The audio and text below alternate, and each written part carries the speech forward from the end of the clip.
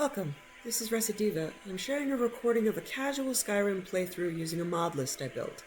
My profound thanks to all the mod creators who have made this game a crowdsourced treasure. I hope you enjoy. So I need to find it and activate it, and then it takes about a day for them to make it possible. So I'm gonna go ahead and do that.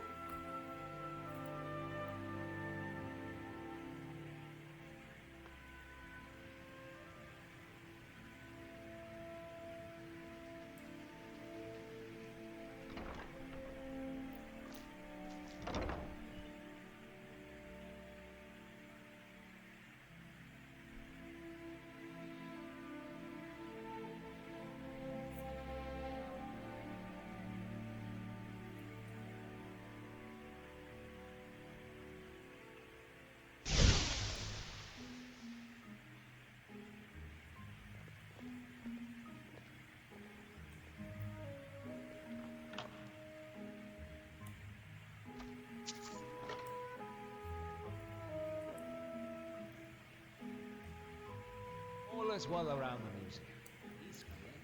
Okay, you don't get the... Yeah, Nocturnal's display isn't up yet, so we're not done.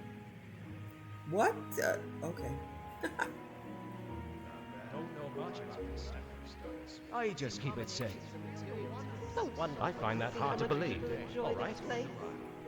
Yes, it is true. Alright. Altaria has never even been to this place. All right. Then how do you explain your Kashiti syntax? Orion's notes on the Dragonborn mail. Well, now, that's something to think about. Such amazing trail. Okay, so the way to open this up, go to the Dragonborn Hall.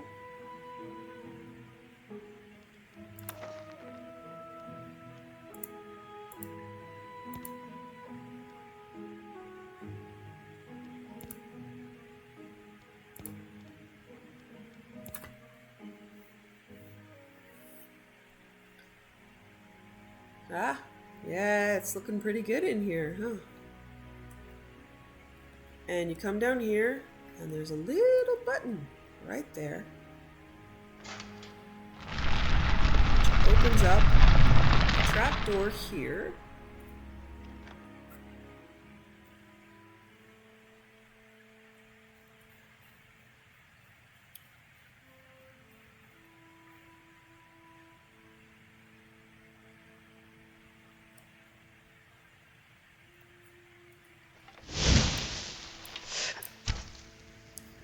Try something. Can shouts disintegrate stuff? I mean, I can disintegrate a person. Can I disintegrate webs?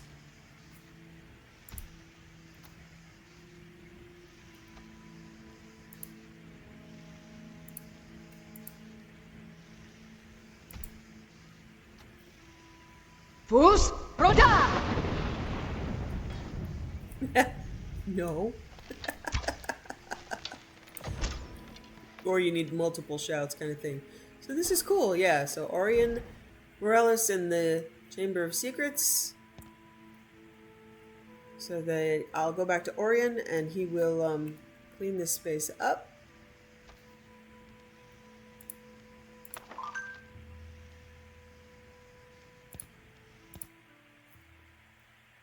And then a whole bunch of thiefy stuff will be in there.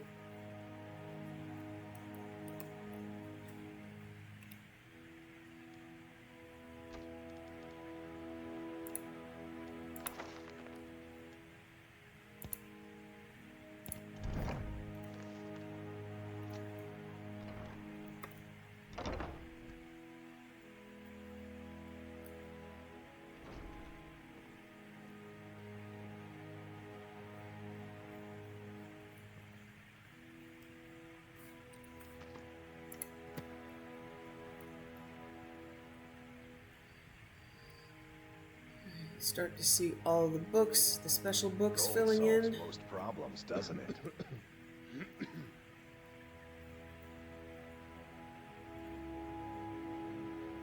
Hey, it's good to see you, little sister. Ah, Farkas! Ah, good day, my friend.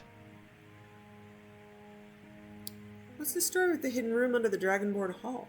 Oh, the Hall of Secrets. I had all but forgotten about it, to be honest.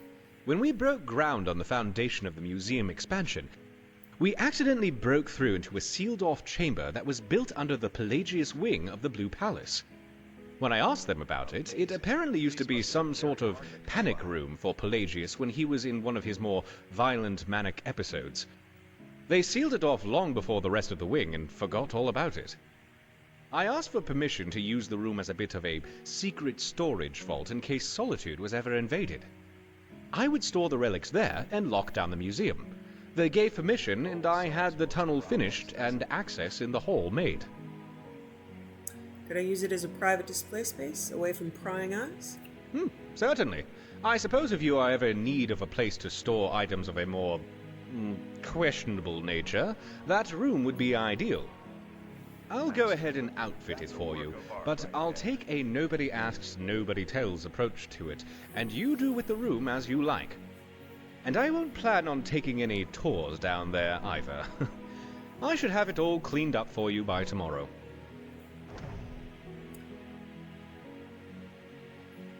What can you tell me about this? Show letter and shard. Interesting. It looks like a broken ruby of some kind.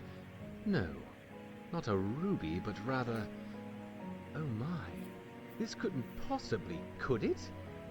I believe this may be a shard of the Amulet of Kings. Ooh. At the end of the Oblivion Crisis, Martin Septim sacrificed himself to banish Mehrunes Dagon I and remember. seal the gates, which shattered the amulet in the process, breaking the covenant with Akatosh. There were reportedly 5 shards, which have been safeguarded by the Imperial cult, but after the invasion of the White Gold Tower and the White Gold Concordance, they were lost. Different. They have been rumored to pass between guardians, who would protect them until a means of supposedly reforming the amulet is found. That'd be me. Apparently someone associated with the Daedra are seeking these fragments. I'll do some research and let you know when I turn up. This room is my pride and joy. I don't think You're there's anything back. else to Wonderful. ask him. Artifacts Let would me fetch see. a good price. I hope they're not cursed. How's the research coming? It's progressing, but there is a lot of history here to cover. I think I am onto something rather significant. Okay. Windmills make me dizzy, but I can't stop looking at them. Round and round it goes, doing fucking what exactly? I honestly thought that when I first came to this library that I'd find maybe a few And volumes I fourth hadn't read acceptance. over the years. Learn a But trade. this That was is awesome. lunacy. Most of them I've never even heard of. Hello, Museum. It Marcus is? Flynn. Well, that's different. I don't know who you guys are. Madras. Hey, don't run away. What time is it? I haven't seen the sky all day. Replace things where you found them, or leave the volumes in the I still can't activate Unless, of course, it. Yeah. it's a reserve volume, in which case bring it to me personally, and I'll tend to it. Less, of course. Okay, it's a and I reserve have volume, figured in out- which case bring it to me personally, and That I can't see fish because I never put fish in. I thought that was a container where I was seeing what fish were in there, but no. I'll tend to it. So to see fish, you have to put fish in. I thought the museum was automatically putting it in, but it wasn't. This is how many things I can put in.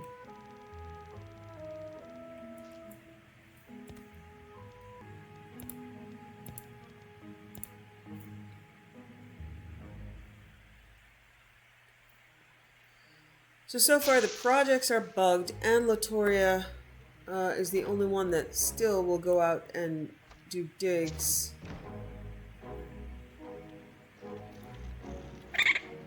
Hello, sweetheart.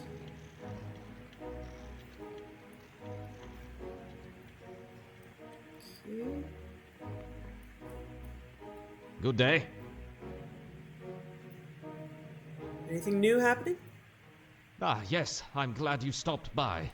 With as much work as we have cut out for us in exploring every corner of Skyrim, I thought that it would make sense if we didn't have to travel all the way back to Solitude between each venture. I swear So I was thinking we could establish a number of field stations in Ooh. centralized locations across Skyrim. Places we could rest, research, and I don't know resupply. anything about this. Cool.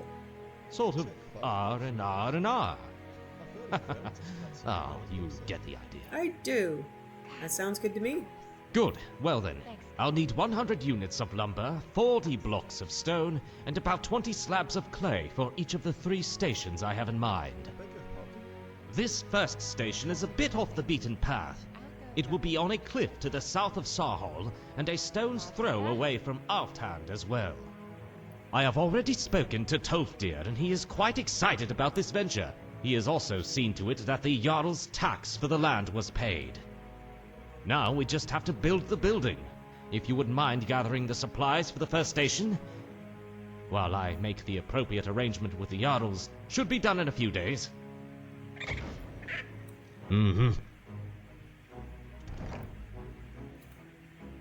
Oh, All right, okay, then. so I have to physically go there and build it. What can I do for you, Guildmaster?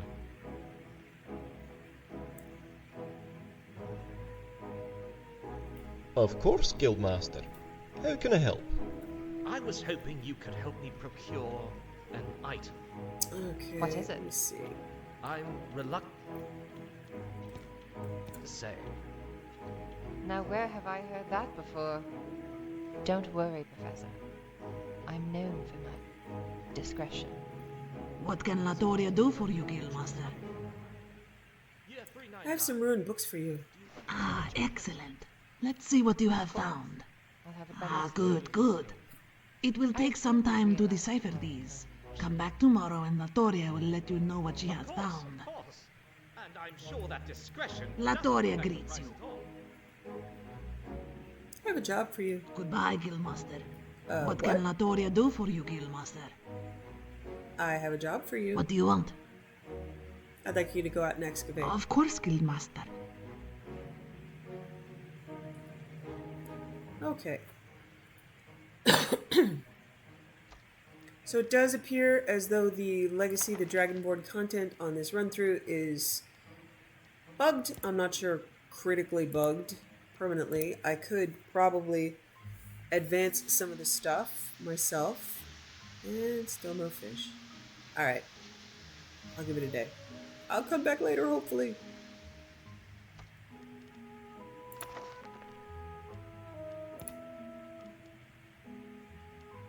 And there's not really much I can do about the bugs in this game because it has updated like 4 or 5 times since they released it. There's like reams of bugs that have been reported, and I've updated on my new list, so we'll just have to see.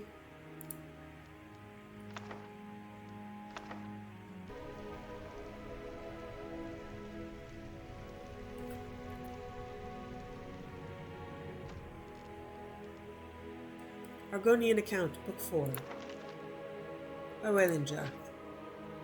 Tekimiscati was drowning, and he didn't think much of it. He couldn't move his arms or his legs to swim because of the paralysis spell the Argonian peasant had lobbed at him, but he wasn't quite sinking.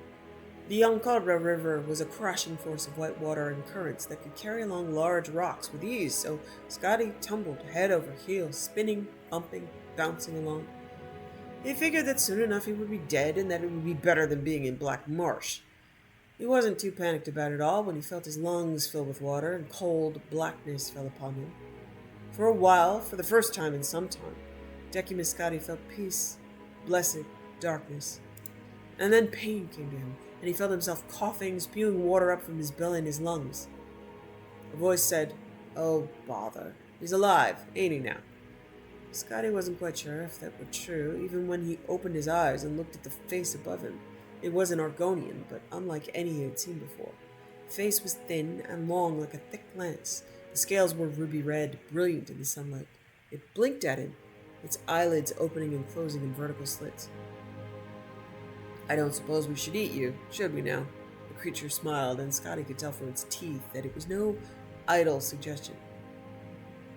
"Thank you," said Scotty weakly. He craned his head slightly to find out who the we were and discovered he was on the muddy bank of the still sludgy river, surrounded by a group of Argonians with similar needle-like faces and a whole rainbow of scales. Bright greens and gem-like purples, blues, and oranges. Can you tell me, am I near anywhere? The ruby-colored Argonian laughed. No, you're in the middle of everywhere, and near nowhere. Oh, said Scotty, who grasped the idea that space did not mean much in Black Marsh. And what are you? We are Agasefs, the ruby-colored Argonian replied. My name is Nomu. Scotty introduced himself. I'm a senior clerk in Lord Vanek's building commission in the Imperial City. My job was to come here and try to fix the problems with commerce, but I've lost my agenda, haven't met with any of my contacts. The Archeans of Gideon. Pompous, assimilated slaver kleptocrats. A small lemon-colored Agasef murmured with some feeling. And now I just want to go home. Nomu smiled, his long mouth arching up like a host happy to see an unwanted guest leave a party. Shez will guide you. Shez, it seemed, was the bitter little yellow creature, and he was not at all pleased at the assignment. With surprising strength, he hoisted Scotty up, and for a moment the clerk was reminded of Gemulus dropping him into the bubbling muck that led into the Underground Express. Instead, Shez shoved Scotty forward like a tiny little raft. Toward a tiny little raft, razor thin, that bobbed on the surface of the water. This is how you travel? We don't have the broken wagons and dying horses of our brothers on the outside, Shez replied, rolling his tiny eyes. We don't know better. The Argonian sat on the back of the craft and used his whip-like tail to propel and navigate the craft. They traveled quickly toward the swirling pools of slime that stank of centuries of putrefaction, past the pinnacled mountains that seemed sturdy, but suddenly fell apart at the slightest ripple in the still water, under bridges that might have once been metal but were now purely rust. Everything in Tamriel flows down to Black Marsh, Shez said. As they slid through the water, Shez explained to Scotty that the Agasefs were one of the many Argonian tribes that lived in the interior of the province, near the Hist, finding little in the outside world worth seeing. He was fortunate to have been found by them. The Nagas, the toad-like Patru, and the winged Sarpa would have killed him on the spot. There were other creatures to be avoided. Though there were few natural predators in inner Black Marsh, the scavengers that rooted in the garbage seldom shied away from a living meal. Hackwings circled overhead, and the one Scotty had seen in the west. Like the one Scotty had seen in the west. Shez fell silent and stopped the raft completely, waiting for something. Scotty looked in the direction Shez was watching and saw nothing unusual in the filthy water. Then he realized that the pool of green slime in front of them was actually moving, and fairly quickly, from one bank to the other. It deposited small bones behind it as it oozed up into the reeds and disappeared. Voroplasm, Shez explained, moving the boat forward again. Big word. It'll strip you to the bone by the second syllable. Scotty, desirous to distract himself from the sights and smells that surrounded him, thought it was a good time to compliment his pilot on his excellent vocabulary. It was particularly impressive, given how far from civilization they were. The Argonians in the East did, in fact, speak so well. They tried to erect a temple of Mara near here, in Umfalo, 20 years ago, Shez explained, and Scotty nodded, remembered reading about it in the files before they were lost. They all perished, quite dreadfully, of swamp rot in the first month, but they left behind some excellent books. Scotty was going to inquire further when he saw something so huge, so horrifying, it made him stop, frozen. Half submerged, in the water ahead was a mountain of spines, lying on 9-foot-long claws. White eyes stared blindly forward, and then suddenly the whole creature spasmed and lurched, the jaw of its mouth jutting out, exposing tusks clotted with gore. Swamp Leviathan, Shez whistled, impressed. Very, very dangerous. Scotty gasped, wondering why the Agasef was so calm, and more, why it was continuing to steer the raft forward, toward the beast. Of all the creatures in the world, the rats are sometimes the worst, said Shez, and Scotty noticed that the huge creature was only a husk. Its movement was from the hundreds of rats that had burrowed into it, rapidly eating their way from the inside out, bursting from the skin in spots. They are indeed, Scotty said, and his mind went to the Black Marsh files, buried deep in the mud, and 4 decades of imperial work in Black Marsh. The two continued westward through the heart of Black Marsh. Shez showed Scotty the vast, complicated ruins of the Rothingi capitals, fields of ferns and flowering grasses, quiet streams under canopies of blue moss, and the most astonishing sight of Scotty's life, the great forest of full-grown hist trees. They never saw a living soul until they arrived at the edge of the Imperial Commerce Road, just east of Slough Point, where Malik, Scotty's Redguard guide, was waiting patiently. I was going to give you 2 more minutes. The Redguard scowled, dropping the last of his food onto the pile at his feet. No more, sir. The sun was shining bright when Decimus Scotty rode into the Imperial city, and as it caught the morning dew, it lent a glisten to every building as if it had been newly polished for his arrival. It astonished him how clean the city was, and how few beggars there were.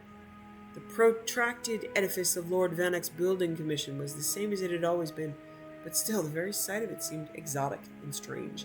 It was not covered in mud. The people within actually, generally, worked. Lord Vanek himself, though singularly squat and squinty, seemed immaculate, not only relatively clean of dirt and scabs, but also relatively uncorrupt. Scotty couldn't help but stare at him when he first caught sight of his boss. Vanek stared right back. You are a sight, the little fellow frowned. Did your horse drag you to Black Marsh and back? I would say go home and fix yourself, but there are a dozen people here to see you. I hope you have solutions for them. It was no exaggeration. Nearly 20 of Cyrodiil's most powerful and wealthiest people were waiting for him. Scotty was given an office even larger than Lord Vanek's, and he met with each. First among the Commission's clients were 5 independent traders blustering and loaded with gold, demanding to know what Scotty intended to do about improving the trade routes.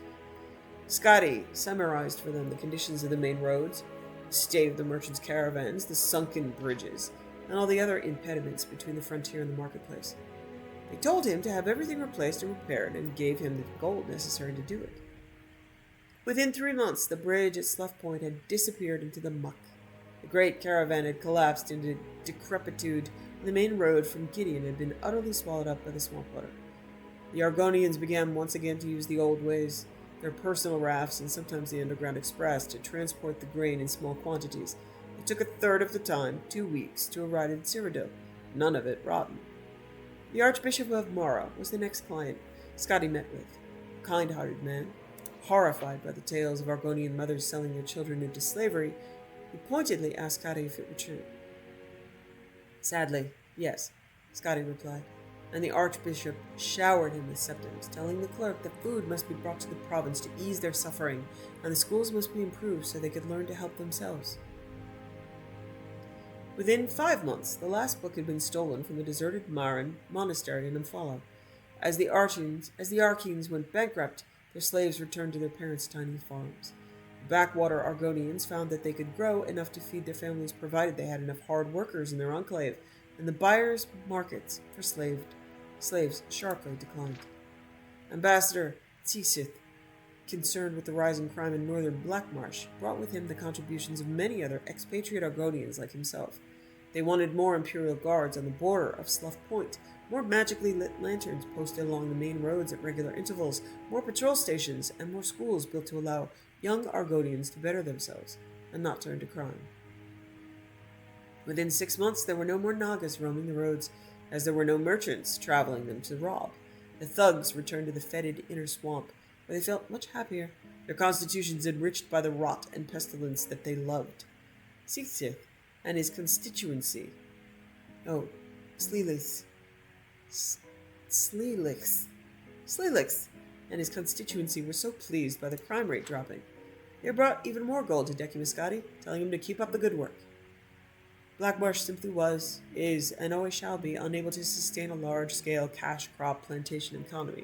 The Argonians, and anyone else, the whole of Tamriel, could live in Blackmarsh on subsistence farming, just raising what they needed. That was not sad, Scotty thought. That was hopeful. Scotty's solution to each of their dilemmas had been the same. 10% of the gold they gave him went to Lord Vanek's building commission. The rest Scotty kept for himself and did exactly nothing about their requests. Within a year, Decimus Scotty had embezzled enough to retire very comfortably. And Blackmarsh was better off than it had been in 40 years.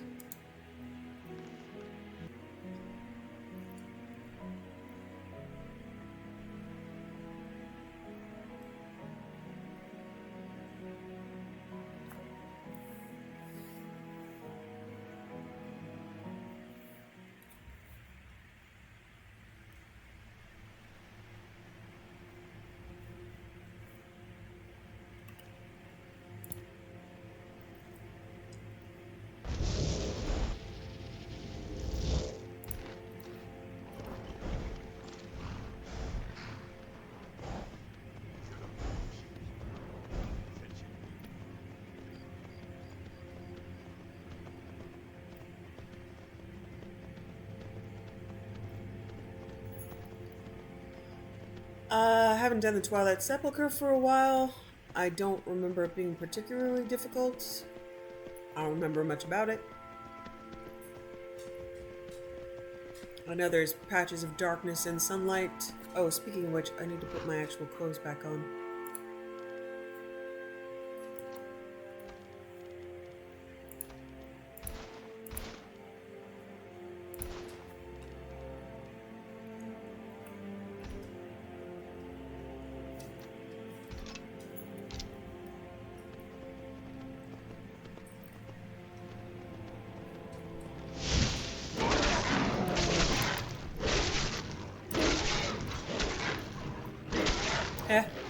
Glowing blue eyes.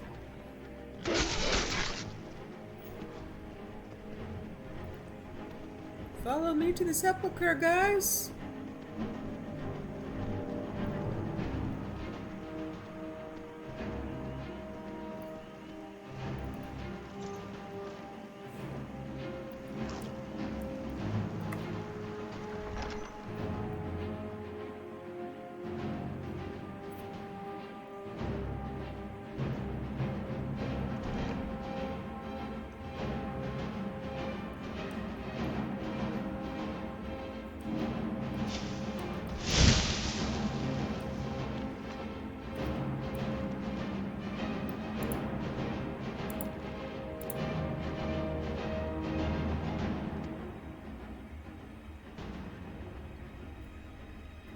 I don't recognize you, but I sense that you're one of us.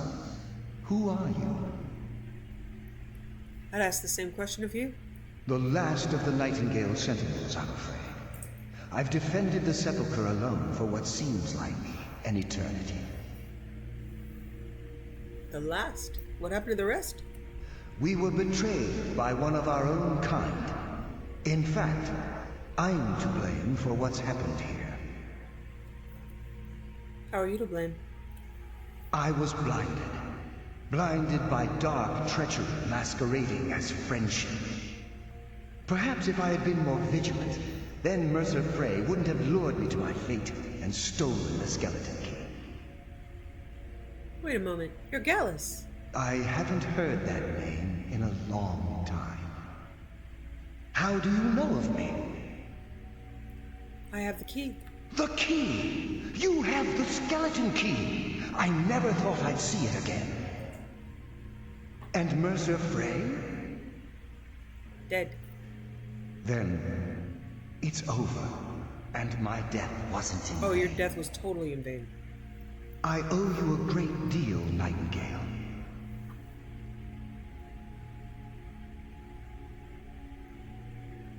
I did this for Nocturnal. That's quite a noble sentiment for someone in our, well, it's in not noble your at all, line and I'm of lying. work. I did it for My the only achievement. regret is that you had to undertake this task alone. No. Carlia helped me. Carlia? She's still alive? I feared she'd befallen the same fate, ending up a victim of Mercer's betrayal. Then take the key and right all the wrongs. Nothing would bring me more pride than to return the key. I'm a ghost, you see. I can't But carry I'm things. afraid it's impossible. From the moment I arrived here, I felt myself, well, dying. How can a spirit die? The sepulchre isn't merely a temple or a vault to house the key. Within these walls is the Evermere, a conduit to Nocturnal's realm of Everglow. When Mercer stole the key, that conduit closed, severely limiting our ties to her. Then I'll have to proceed alone. I'm afraid so. I'm weakening, and I can feel myself slipping away. The years without restoration of my power have taken their toll. Whatever damage has been caused can only be corrected by following the pilgrim's path to the Evermere and replacing the key.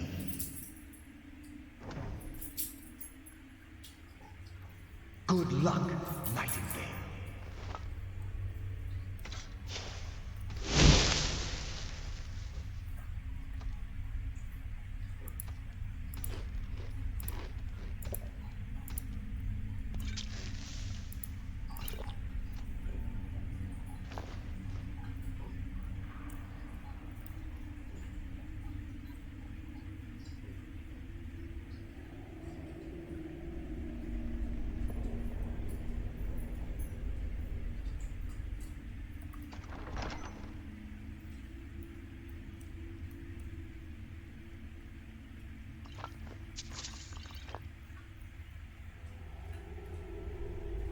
They said books to read.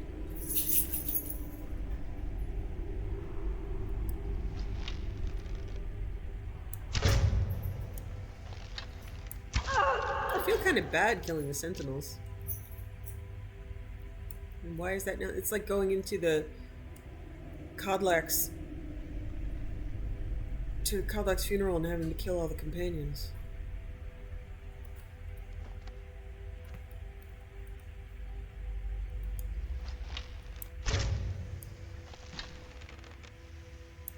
Oh, see, I have to be careful. Yeah, that paralyzed them.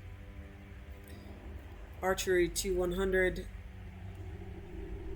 grants paralysis for a few seconds. Okay, so I have to avoid the light here. I don't remember the puzzle really.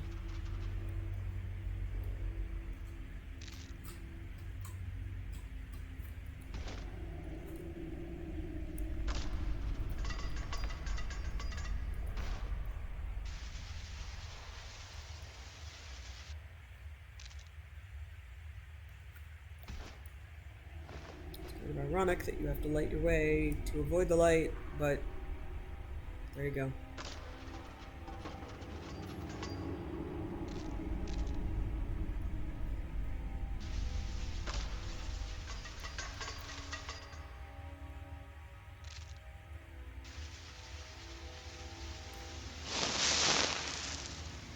Yikes! Ooh, that was close.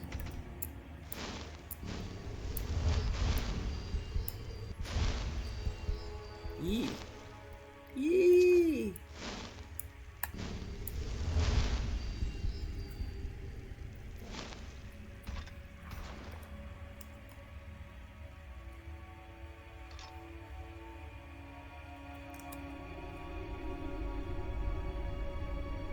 What's up? What's up, Lady Nocturnal? Forget. What am I supposed to do here? Oh, shiny and red.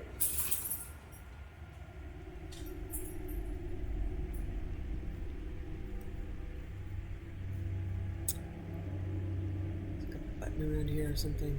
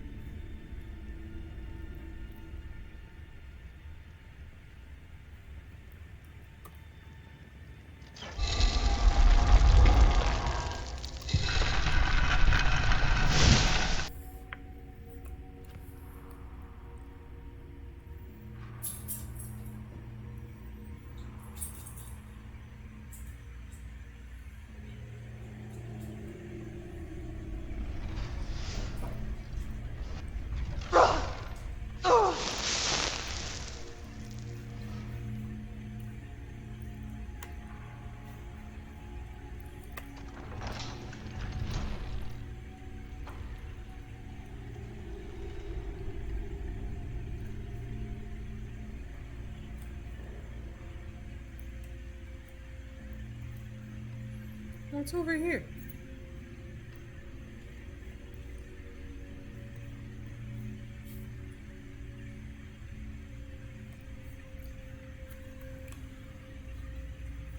There's a book. I can get books. I want books.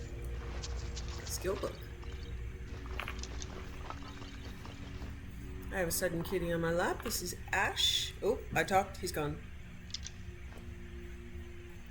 Very skittish, our Ash.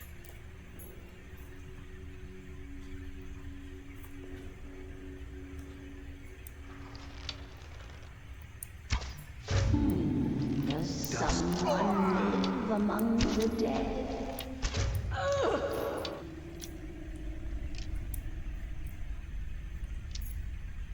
Hey, Ash. Hello, sweetheart. Come on. That's okay. Come on, cutie. And he's gone again.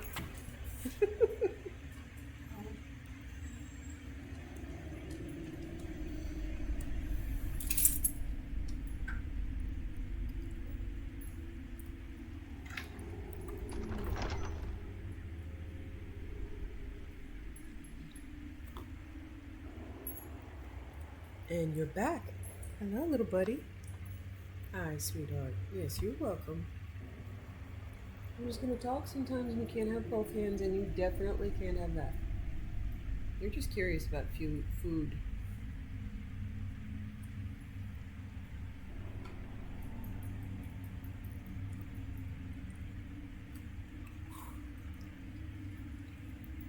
And he's gone again.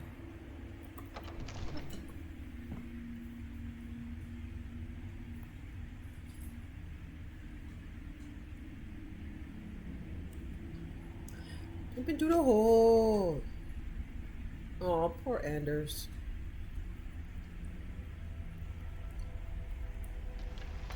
I remember you had to jump in the hole. I don't remember how to get out.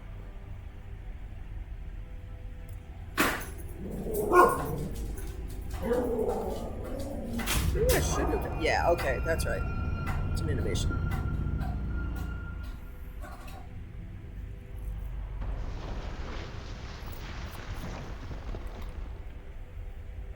Hello, Ash, for the 4th time.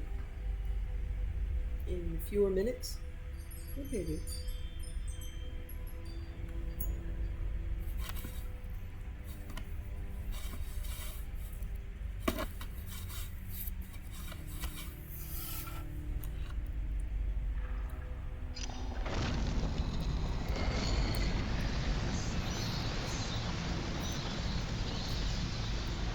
My.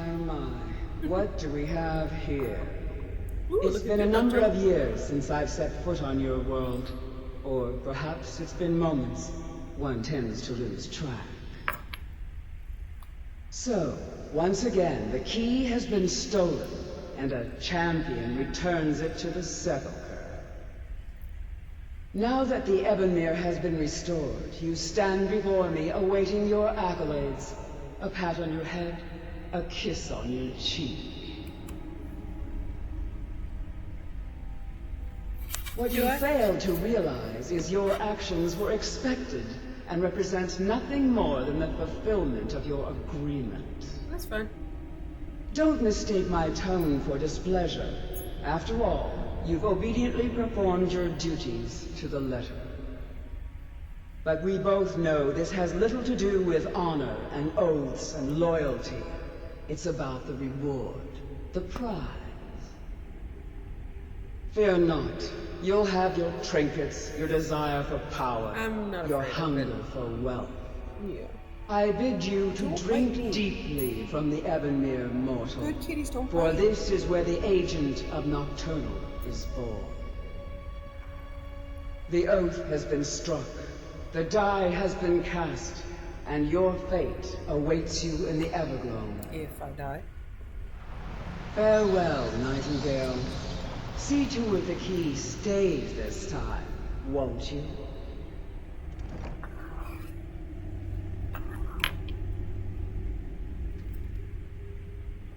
No, I'm not following Nocturnal. I'm glad you were able to bring the key back safely. Nocturnal seemed quite pleased with your efforts. I'm glad you were able to bring the key back safely. Nocturnal seemed quite pleased with your efforts. Pleased? She sounded indifferent. I wouldn't take that to heart. It's her way. Think of her as a scolding mother continually pushing you harder to be successful. She's just a power-hungry bitch. Outwardly sounding angry, but silently content. Why would anybody do that? I assure you, had she been displeased with you, we wouldn't be having this conversation. What's this about becoming an agent of Nocturnal? The circles at the base of the Ebonmere imbue you with powers befitting a Nightingale agent.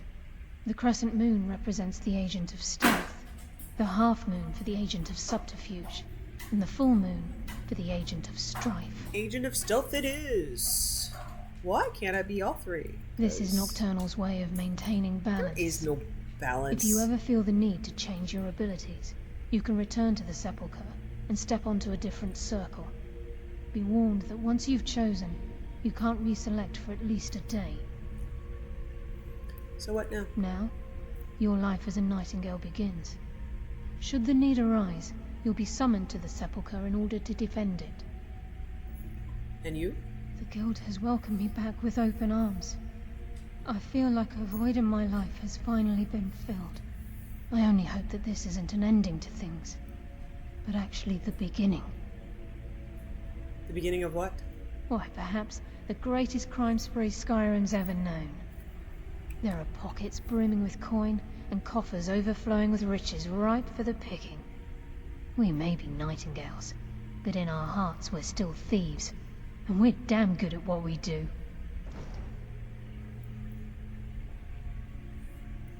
Choose your path, and your journey will be complete.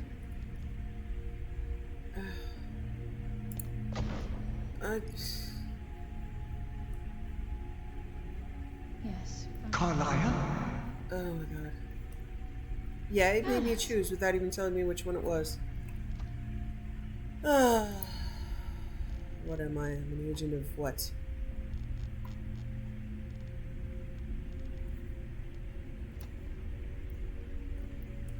I feared I would never see you again. I was afraid you'd become like the others. If it were not for the actions of this Nightingale, your fears would have come true. She honors us all. What will you do now, my love? I'll bring Nocturnal calls me to the Everglow. My contract has been fulfilled. Will I ever see you again? When your debt to Nocturnal has been paid, we'll embrace once again. Farewell, Gallus. Eyes open. Walk with the shadows. Goodbye, Carlisle. Okay, yeah, it... Bye, Gallus.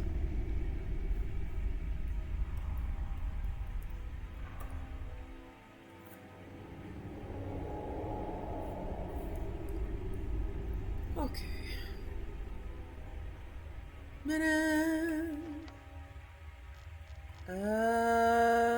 That's it. Let's check.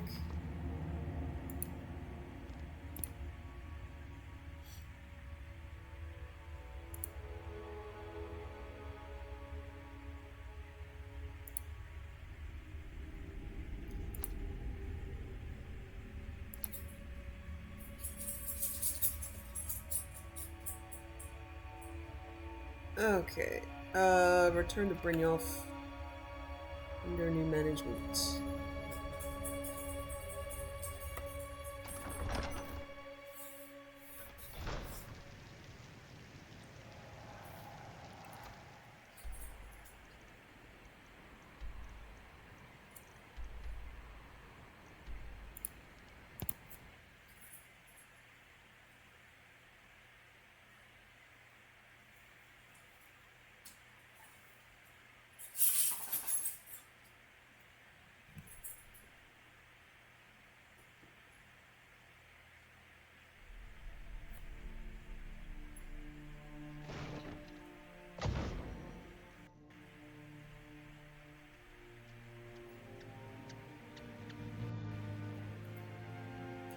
Okay, so we saw the auto completion. So the Chamber of Secrets is open. Check that next time I put stuff up for display.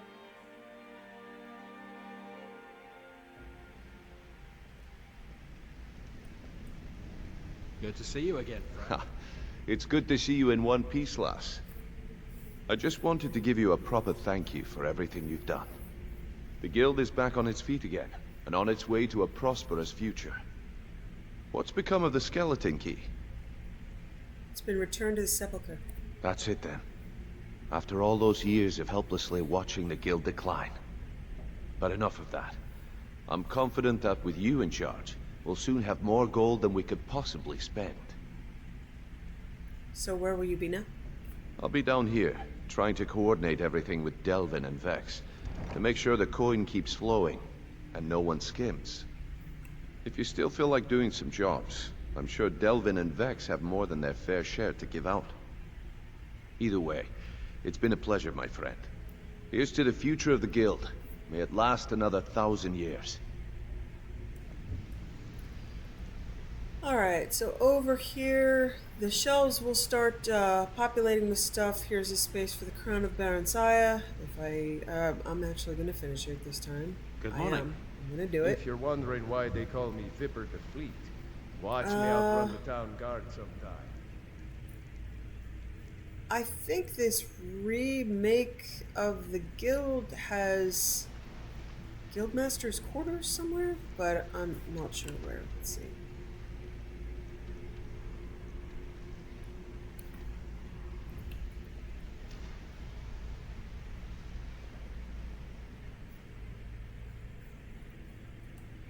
Because I think there was a chest.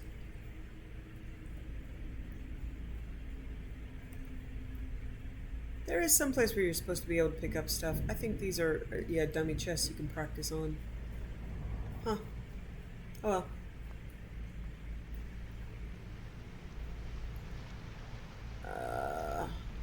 So when we get to rebuilding the guild, Things are looking up around here, lass. things will, oh, is that it? Guild chest, yes, okay. Oh, just...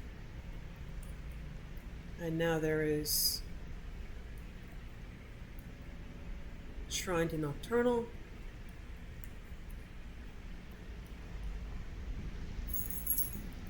And as you do the quests to return the guild to its former glory, so I would still need to do a bunch of quests for Vex and Delvin. Good to see you, lass. How are things? Alright. Double check again.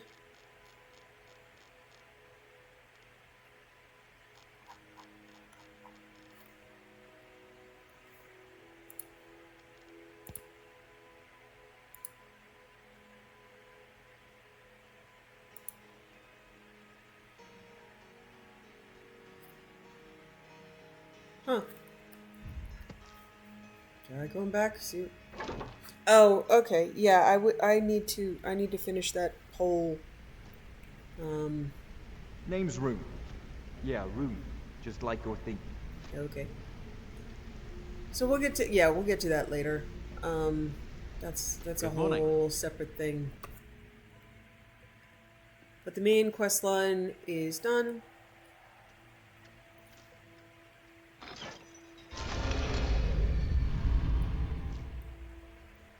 Okay, I'm gonna go pick up Kaidan, and we'll pick a new town to do.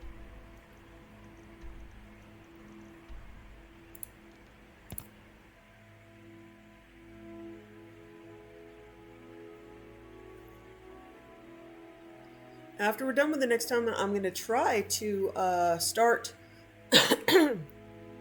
the Assassin's Guild quest. And we'll see if I can load the "we know" letter if my courier is DOA.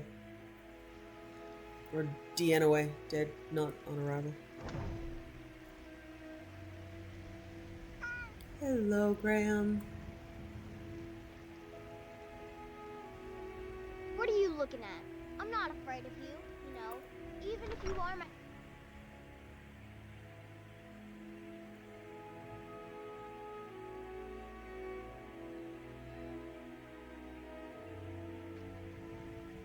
Boys, girls, dogs, elders. There's nobody I won't fight. I work with my mother to sell fruits Why and did vegetables. you both come in with It's me? fun Nobody most asked for days, this. Hard work. I'm gonna pet my dog now.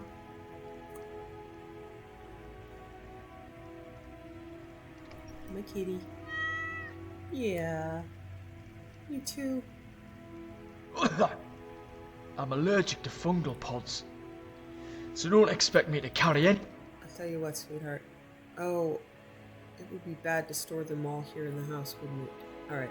I'm gonna try to remember to put them away and not take any more. Okay. For you, Kaidan, I'm gonna blacklist.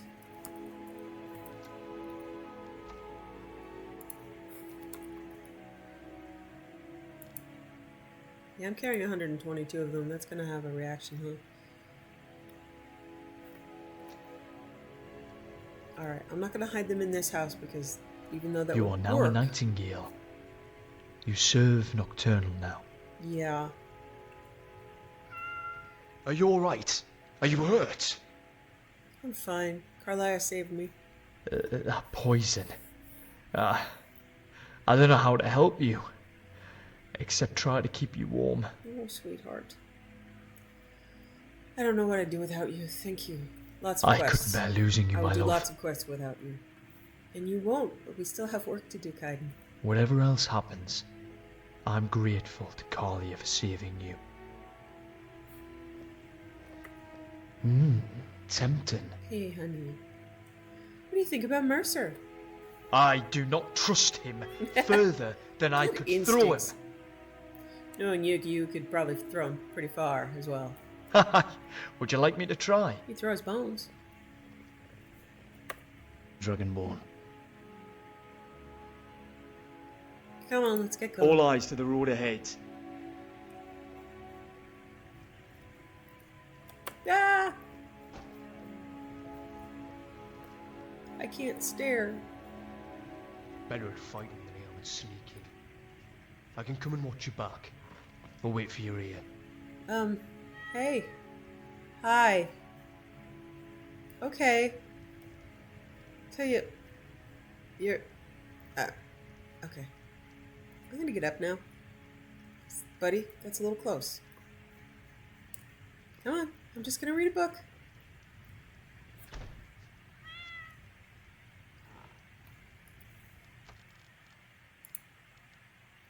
Bone Part 2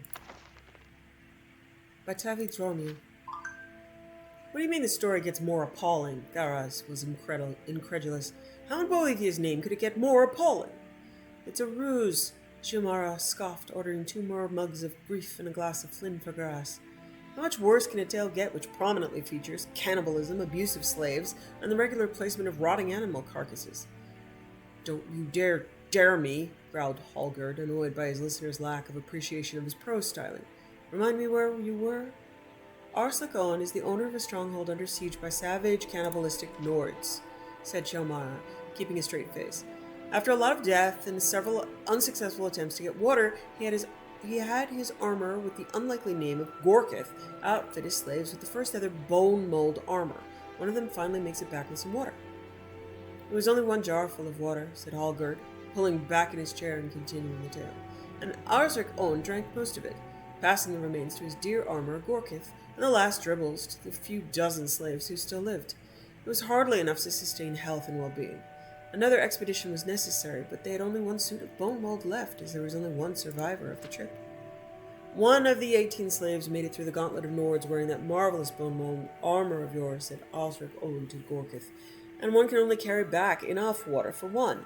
Therefore, mathematically, as we have remaining, you, me, 56 remaining people of the stronghold, and need armor for 54. Since we already have 1, you only need to make 53 to make the total.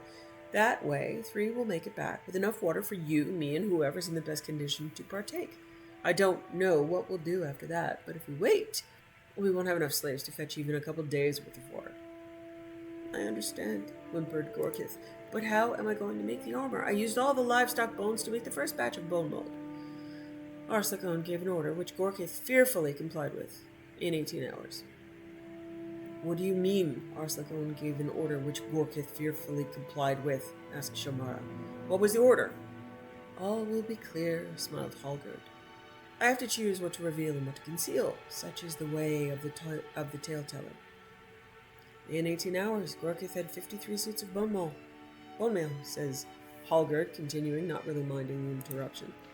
Prepared for the slaves. Without prompting, he ordered the slaves to practice using the armor and even allowed them more training time than their predecessors.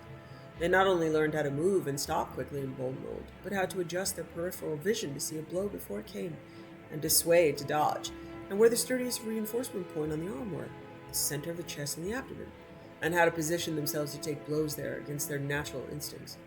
The slaves even had time for a mock battle before being sent out to the cannibals. The slaves handled themselves admirably. Very few, just 15 slaves were killed and eaten outright. Only 10 were killed and eaten when they reached the river. That was when things did not go according to Osric Owen's plans. 21 slaves with jars of water took off for the hills. Only 8 returned to the castle, largely because they were blocked by the cannibal Nords. There was a larger percentage than he had anticipated surviving, but Arnslick Owen felt righteous indignity at the paucity of loyalty. Are you absolutely certain you wouldn't rather flee? He hollered from the battlements. Finally, he allowed the survivors in. 3 had been killed waiting for the gate to open. 2 more died almost upon stepping into the courtyard.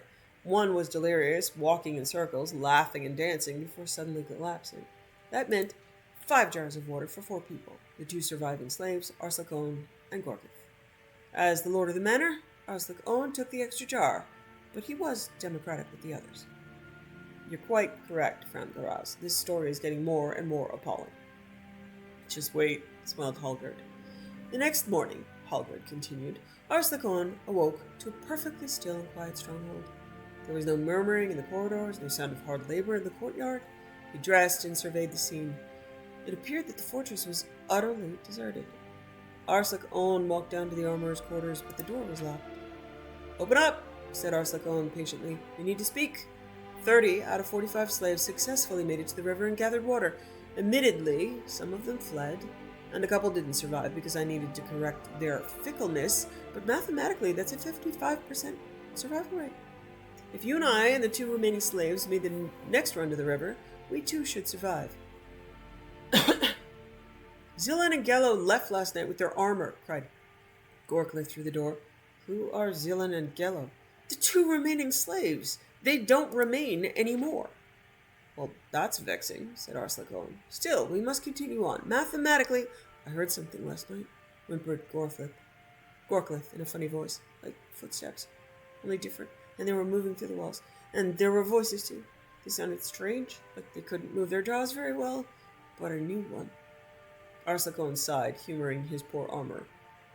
And who was it? Ponik. And who is Ponik? One of the slaves that died when the Nords poisoned our water.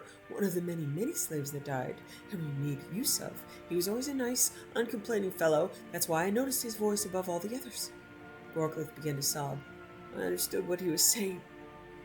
Which was what? Asked Arslak Owen with a sigh. Give me back my bones! Gorkith's voice shrieked. There was silence for a moment, and then more hysterical sobbing. I saw that coming, laughed Shamara. There was nothing more to be done. The armor, for the time being, said Hallgerd, a trifle annoyed at the regular interruptions. So Arslak Owen stripped one of the dead slaves of his suit of bone mold and put it on. He practiced in the courtyard, impressing himself with his natural comfortably.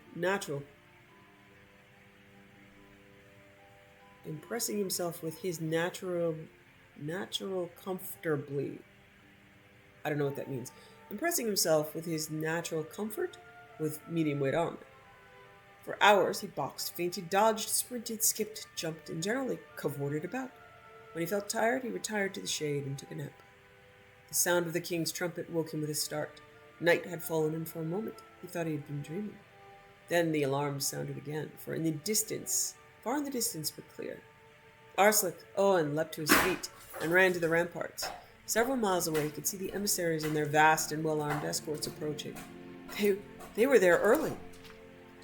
The cannibal Nords below looked at one another with consternation. Savages they might be, but they knew when a superior force was approaching. Arslan joyously dashed down the stairs to Gorklith's chamber. The door was still locked. He beat on it, cajoled, demanded, threatened. Finally, he found a key. One of the few scraps of metal that had not been smelted days before. Gorklith appeared to be sleeping, but as Arslan Owen approached, he noticed that the armorer's mouth and eyes were wide open. His arms were folded unnaturally behind his back. On closer inspection, the armorer was obviously dead. What was more, his face and whole body were sunken, like an empty pig's bladder. Something moved through the walls, like a footfall, only squishy. Arslan Owen expertly and gracefully turned to face it, completely in balance. At first it seemed like nothing more than a bubble expanding through one of the cracks in the stone. As more of the flesh-covered, gelatinous matter appeared, it more clearly resembled part of a face. A flaccid, almost shapeless face with a low brow and a slack, toothless jaw. The rest of the body oozed out of the crack, a soft bag of muscle and blood. Behind Arslan, and to the side, there was more movement. More slaves welling up through the cracks in the stone. They were all around him, reaching out. "Give us," moaned Ponic, his tongue rolling about in his hanging jaw. "Give us back our bones!" Arslan began to rip off his bone mold, throwing it to the floor. 100 figures more pulled into the small chamber. "That's not enough." The cannibals had cleared away by the time the king's emissaries arrived at Arslan Owen's gates. They had not been looking forward to this visit. It was best, they thought philosophically, to begin with the worst of the king's noblemen, so to end their trip well. They sounded the alarm once again, but the gates did not open. There was no sound from Arslan Owen's stronghold. It took a few hours to gain access. If the emissaries had not brought a professional acrobat with them for entertainment, it might have taken longer. The place seemed to be abandoned. They searched every room until finally they came to the armorers. There they found the master of the manor, folded neatly, legs behind his head, arms behind his legs like a fine gown, not a bone in his body. "The first part of your story was complete nonsense," cried Shamara, "but now it doesn't hold true on any level. How could bone mold be made again if the armorer who invented it died before he could tell anyone how he did it?" "I said that this was the first time it was created, not the first time people learned the craft." "And when did someone first teach someone else the craft?" asked Garaz. "That, my friends," replied Halgerd with a sinister smile, "is a tale for another night." Brief History of the Empire, Volume 2. By Stromach Cathaj III, Imperial Historian. Volume 1 of this series described in brief the lives of the first 8 emperors of the Septim dynasty, beginning with the glorious Tiber Septim and ending with his great-great-great-great-grandniece, Kintira II. Kintira's murder in Glenpoint while in captivity is considered by some to be the end of the pure strain of Septim blood in the imperial family. Certainly it marks the end of something significant. Uriel III not only proclaimed himself Emperor of Tamriel, but also Uriel Septim III, taking the eminent surname as a title. In truth, his surname was Montiarco, from his father's line. In time, Uriel III was deposed and his crimes reviled, but the tradition of taking the name Septim as a title for the Emperor of Tamriel did not die with him. For 6 years, the War of the Red Diamond, which takes its name from the Septim family's famous badge, tore the empire apart. The combatants were the 3 surviving children of Pelagius, the children of Pelagius II, Potema, Sepphoris, and Magnus, and their various offspring.